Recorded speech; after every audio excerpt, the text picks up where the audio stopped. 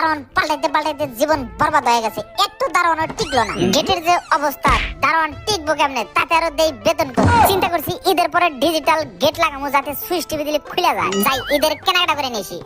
হালি শহর যাবো না টেরি বাজার যাবো? যাই টেরি বাজারে যাই। শালার পুলিশ পায়রা খায়া মাঠে নামছে। হেলমেট তো দূরের কথা, পায়ে সোনা থাকলেও মামলা দেয়। আমার হেলমেট তো দূরের কথা, গাড়ির কাগজই তো নাই, অসুবিধা নাই। টেরি বাজারের অলিগলি আমার খুব ভালো চেনা আছে। হাবিলদার, দেশের আইন কানুন পাল্টায় কি যে একটা বড় মুসিবতে পড়ছি না।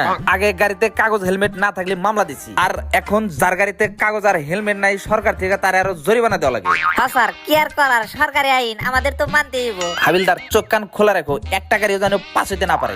এহে পান মারা সারারে, চেয়ারম্যান গলিতে পুলিশ কি করে? হায়রে, শপিং করার লাগে টাকা আনছি 2000, পুলিশ যদি মামলা দেয় এই 2000 তো পুলিশের পকেটে যাবে। শপিং করবো কি দিয়া, অসুবিধা নাই, আল্লাহর নাম নিয়ে যাই। ভাই দাঁড়ান দাঁড়ান দাঁড়ান দাঁড়ান। হায়রে, যেখানে বাঘের ভাই সেখানে রাখতে হয়। স্যার, টেনশনের কোনো কারণ নাই।